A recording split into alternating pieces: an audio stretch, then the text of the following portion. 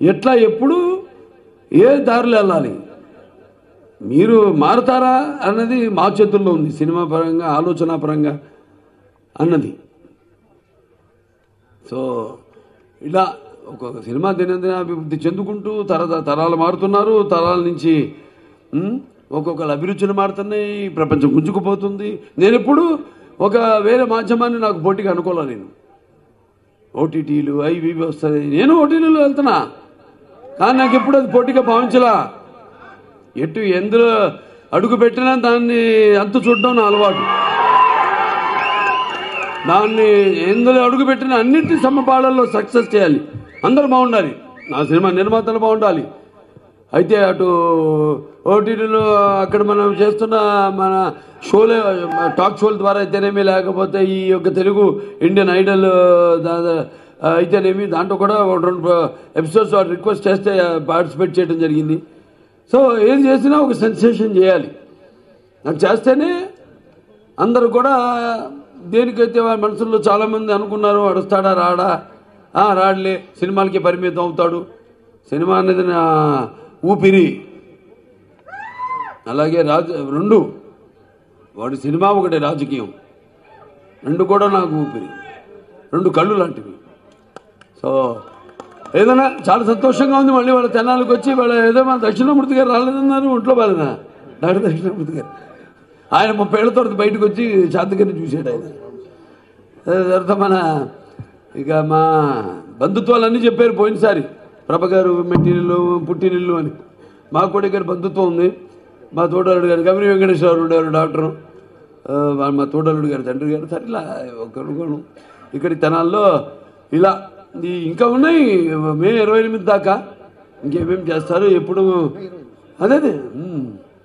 So ఉంటాం అందరు కలిసి బ్రహ్మాండంగా. ఇది ఇంత దిగ్విజయం చేస్తున్న ప్రేక్షక దేవుళ్ళందరికీ కూడా నా అభినందన తెలియజేసుకోవడం, కృతజ్ఞతలు కాదు ఇది, అభినందన. ఎందుకంటే ఇంకా నేను చెప్పాను, సినిమా రామారావు గారు ఉన్నంత వరకు ఆ పాత ఇవన్నీ పాసింగ్ క్లౌడ్స్ కావు. అంటే అట్లా ఏదో మేఘాలు వర్షాలు కురిపిస్తాయని కురిపించకుండా వెళ్ళిపోయే మేఘాలు కావు రామారావు సినిమాలంటే. రామారావు సినిమాలంటే శాశ్వతం. కాబట్టి ఇవాళ మొన్న ఎక్కడో ఒక చిన్న ఇన్సిడెంట్ జరిగింది, అదేదో ఎక్కడో నరసరావుపేట అనుకుంటా, ఏదో మా పాట వేస్తుంటే ఆయన పెద్ద ప్రొఫెషనే, పేర్లు తీయను. ఎందుకంటే పేరు తీయదగ్గ మనిషి, స్థాయి దిగదార్చుకున్నాడు, పేరు తీయను. బాలకృష్ణ పాట ఆడ కార్యకర్తకే బాలకృష్ణ పాట వేస్తారండి అన్నాడు. ఇక అంతకంటే ఇక మూర్ఖులు ఎవరు ఉంటారా? యథా రాజా తథా ప్రజ. ఏం చేస్తాం, జాగ్రత్త, హెచ్చరిస్తున్నాను. మీ పరిధిలో మీరు ఉండండి. ఏది మేము అనుకోట్లా, సినిమా అందరు చూస్తారని, భాష కానీ ఏదైనా అన్ని పార్టీల వాళ్ళు అన్ని సినిమా కులాల వాళ్ళు అందరూ చూస్తున్నారని నా సినిమాలు కాదు, మా అందరి సినిమా బాగుంటే చూస్తారా? సినిమా భారత ఎందుకు చూస్తారు మీరు? సో ఎవరో ఇలా జరిగింది, జాగ్రత్తను హెచ్చరిస్తున్నాను. ఏంటి ఫ్యాన్స్ అమ్మాయిలు, ఇంకా ఒక చిటికేస్తే చాలు, జాగ్రత్తగా చదివావు, పెద్ద చదివావు, ఏదో ప్రజాసేవ చేస్తున్నా అన్నావు, చేసుకో. ఒక్కసారి నేను 3వ కన్ను తెరిచానా, జాగ్రత్త. అంటే ఇటువంటి పండుగలు మాట్లాడు జరిగిన దానికి ఓకే, పొలిటీషియన్గా రెండో మీదకి వస్తా రెడీ, అంతేగాని మళ్ళీ సినిమాల విషయాల్లోకి వచ్చి బాలకృష్ణ పాట ఇంత నీచాన్ని దిగజారిపోయి ఇటువంటి తేవడానికి అది అయ్యేది కాదు. కానీ అటువంటిది మళ్ళీ పునరావృతం కాకుండా చూసుకోండి, జాగ్రత్తను హెచ్చరిస్తూ మరొకసారి ఇక్కడ ఈ యొక్క సన్మానానికి ఇచ్చే ఎవరు ఒక సావిత్రి గారి గురించి చెప్పాలి. సావిత్రి గారు అంటే మరి ఆవిడ మా నాన్నగారితో ఎన్నో సినిమాలు జతకట్టి, అలాగే ఒక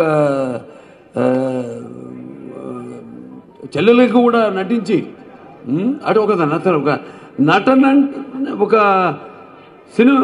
నటనంటే అలా ఉండాలి, అంటే సావిత్రి అమ్మలా ఉండాలి. ఏదైనా సరే ఆహార్యం కానివ్వండి మొత్తం అంతా అసలు ఏ పాత్రలోకి ఆ పాత్ర ఆవిడ ఒదిగిపోయి అసలు ఆవిడ కన్యాశుల్కం సినిమా చూస్తే నవ్వుతున్న భవిష్యత్తు మళ్ళీ ఇంకెవరు చూడనాడు పిల్లలు ఇంకా ఈ తరం వాళ్ళు కన్యాశుల్కం ఆవిడ చేసిన మధురవాణి పాత్ర అలాగే ఆవిడ నటన అంటే అలా ఉండాలి సావిత్రమ్మలాగా ఉండాలి అని ప్రతి వాళ్ళు వాళ్ళ ఇంటి పిల్లల భావించుకుని మన మహానటి సినిమా కూడా రిలీజ్ అయింది మరి చూశారు అందరం చాలా పెద్ద అంటే ఇంకా ఆవిడ అభిమానులు ఎంత ఎలా అన్నది ఆ సినిమాతో తేటతలమైంది సో ఆవిడ అవార్డుని ఇక్కడ అందుకోవడానికి వచ్చిన చాముండేశ్వరి గారికి నా ఆశీర్వాదం నా అభినందనలు తెలియజేసుకుంటూ అలాగే విశ్వనాథ్ రెడ్డి గారికి ఇక్కడ అందరికీ కూడా నాకు ఆనంద్ బాబు గారు మిగతా చెప్పా వచ్చే సినిమా డైలాగ్ చాలా చెప్పకూడదా ఎందుకంటే అది వేరు ఆ రూట్ వేరు సరేనండి వెళ్దాం